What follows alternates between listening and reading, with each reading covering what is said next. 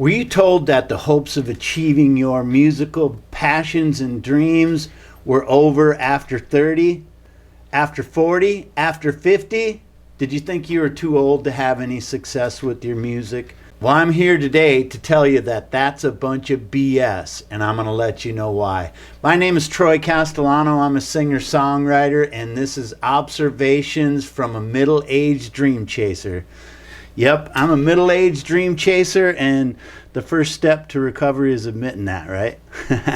So let me tell you why I believe that's a bunch of BS. Man, I'm in my late 50s, and I've had the most success with my music after 40. Yeah, I bought into all that advice about, oh, you're too old to ever make it in the music business. But let me be kind of straight here. Of course, if you're in your 30s and 40s and you haven't conquered the world yet with your music, yeah, that's probably not going to happen. You're not going to be a big stadium selling artist. But that doesn't mean that your hopes and dreams are over. And so, like I said, I've had the best success or the most success after my 40s. And let me just go through a little bit of my life here and why I'm telling you to stick with it, keep at it. Things can happen that you never expect. Okay, a bit about me is like I grew up playing in rock cover bands. I spent my 20s and my 30s playing in cover bands. I loved playing rock music. I always wrote music and dabbled in it and original stuff, but I always pursued it as a secondary thing. It was like the cover band was always first and foremost because we all know that's where you get paid. You can make money easier that way than selling your own music or performing your own music. But that being said, my advice to any young music creators, just do your own thing. Do not spend your time playing covers. I've heard it so many times, but I can get my chops up, but I make money, I'll get fans. But you're playing somebody else's music, so they're not going to remember you for a song that they've heard all their life by an artist like, say, Aerosmith or AC/DC. Just stick with doing original music. All right, so back to me. Basically, played in cover bands through my 20s and 30s. I worked in a paint booth through my 20s. I finally got tired of the laboring, and I went to college. I went to college at 30 years old, and I went and got a degree in web design and graphic imaging, which was helpful for my music career as well. I could build a website for the band. But I worked in that through my 30s, and then finally when I was 40, I started really focusing more on creating original music and not so much the cover stuff. And some of the things that happened after that were things that I kind of only dreamed of, and I thought those dreams were over. Let me interject this as well. I taught myself how to use recording software, like I use Apple Logic. I taught myself how to record. I taught myself how to build songs and produce songs by programming the drums, by playing the bass, by learning to play a little banjo and mandolin or keyboards, whatever I needed. I taught myself to be able to do those kind of parts on a song. And I'm not fluent in many of them. I play guitar fairly well, but those are one of the things I learned how to produce out my own songs. And not that I didn't have a bunch of band friends or anything like that. I did, but you know, they're not at my beck and call, and music is inspirational. Sometimes you just got to work on it and get that done. And I don't want to take a lot of other people's times to work on stuff for me. So, and then just recently, in the day and age we're in now, we need to learn videos. So I've learned to use Final Cut Pro and to make videos like this. So I learned to produce music, and I started sending songs out to different publishing companies, TV sync companies, a couple of record labels, and Man, while I was playing in my cover band, which was fairly successful at the time, I got a call from a record label in Los Angeles that said, "Hey, we really like your song, and we'd love to bring you out to Los Angeles, and we'll book you a set and kind of do an audition for the CEO of the label." And I was like, "What? Who is this?" And now I'm 42 years old at this time. I go, "Who is this?" And it turned out to be legit. They put me up in, well, it was like they had limo rides to and from the airport, which was really cool. They put me up in the Sheraton in Universal City, and they booked me a gig at BB King's in Universal City Walk. And I played the gig, and they offered up a record deal. I brought that contract home back to an attorney that I really respect in the Minneapolis, St. Paul area where I was from. And I guess he gave me some crushing truth. He said, "I know it's exciting and all, Troy, but I wouldn't sign this. These guys are going to own everything. It's going to be hard for you to make money and get back on top of it. So I recommend you don't sign it." I was like, oh, I was going to defy him. I was going to sign it anyway. It was a substantial advance. You know, it was like $250,000. It would have changed my life. I could have quit everything I was doing and went and focused on music. But alas, that attorney was right. I'm glad I didn't sign it. But what that did was make me go like, wow, people still care about this old guy. I felt like I was an old guy at 40, you know. And it flipped my switch. I went back and I told my cover band that I'm going to be done playing cover music. I just want to focus on doing original music and creating and writing songs. So that happened at 42 years old. That lit a big fire in me. I started producing all kinds of music, some songs with lyrics, some with not. But I always had a final track that I finished out. So I started sending those to different TV shows and pitching those songs left and right. And then the next thing that happened to me was, oh, some of them songs started getting picked up. 13 songs licensed by MTV in New York. And those songs ended up being on shows like Jersey Shore, I Used to Be Fat, 16 and Pregnant, Mom's Moving In, Nitro Circus, all of those crazy MTV shows. And I seen, oh, okay, maybe this is what I wanted to do. But that was all instrumental music. And I realized that I still want to write songs and say something with lyrics. So I kept focusing on that. And in the meantime, I started getting more and more placements with my TV music, if you will. I had over 50 placements on different reality shows, and those still paid to this day. It's a little bit of money, but if I would have kept at that, I probably could have built it into something big and residual. But like I said, I just wanted to write songs and say something and sing and play guitar.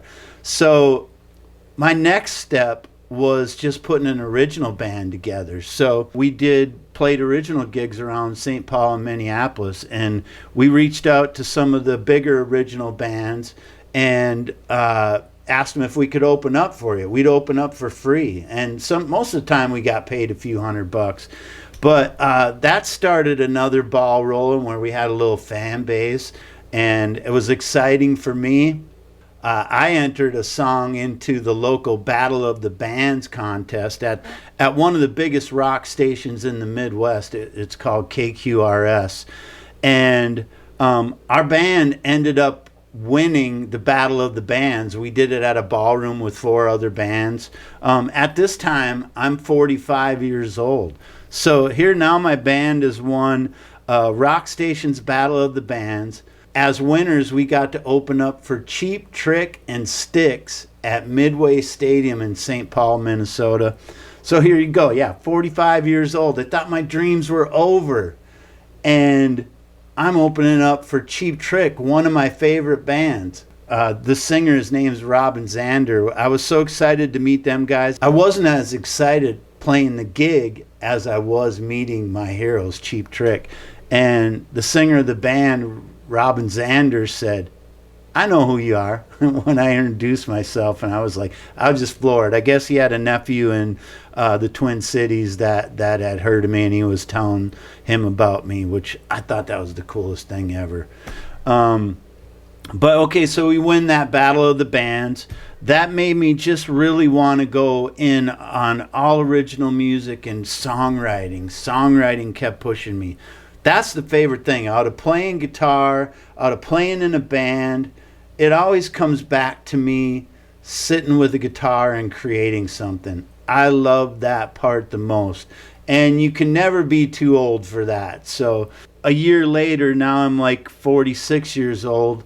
Tommy Lee from Motley Crue was making a record with the world, as he put it. And you would go to this website and download the tracks to the song he was working on, and then you put it into your studio software and put parts on there that you thought it needed. I played all guitar stuff, of course. And then you send it back, and if they like it, they'll use it on the final record. Well, this was like a year-long process, which was really cool because throughout the year, Tommy would be posting videos, and I heard my name, and he'd shout out to me, and I thought it was the coolest thing ever. The producer had reached out to me to find out, what else I'd do. He really liked what I was sending in. Everything that I put on there was coming through their screeners, and they got to hear it. And he was just curious about it, and we started a little bit of a relationship. But when the record was all said and done, it took a year to make that record. And when it was all said and done, I got invited to Tommy Lee's house, and I got a personal preview of the whole record. And I didn't know if I was going to be on it or not. And the first song that they pulled up down in his studio, there was my riff, man. And it was like, oh, it was the most exciting feeling ever.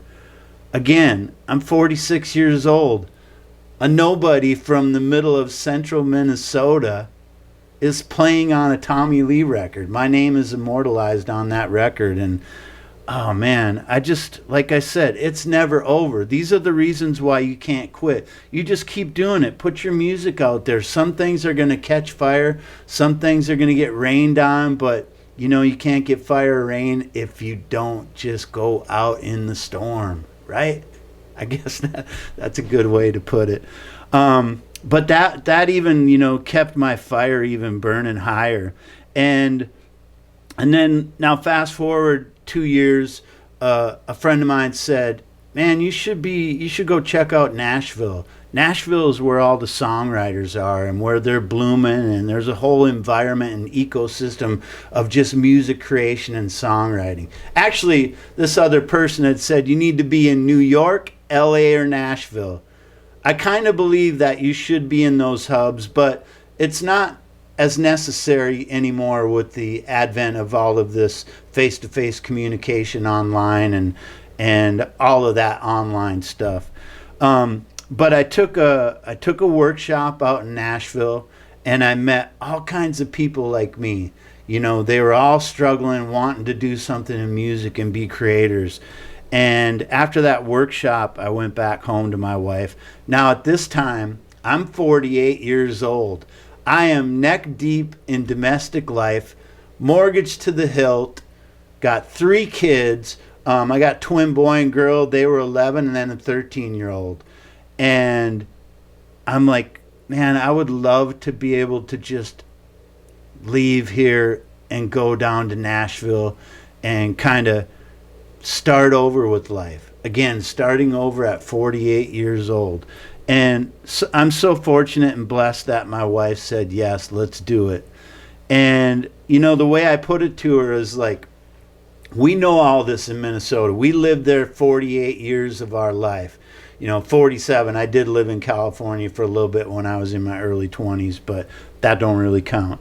But, everything we knew, that's the thing. We all have this fear of leaving what we know. And I heard this phrase, we're not trees, we can move. And that stuck with me too, is like, man, we don't have to stay still. Let's go check it out. What's the worst that can happen? You don't like it, things don't work out. Well, you can go back to everything that you just left. I mean, that stuff will always be there. So fortunately, we took the chance. We moved to Nashville. We rented a house for the first year. We got our kids in school and got all those roots set. And after that first year, we talked about it and we decided we want to stay.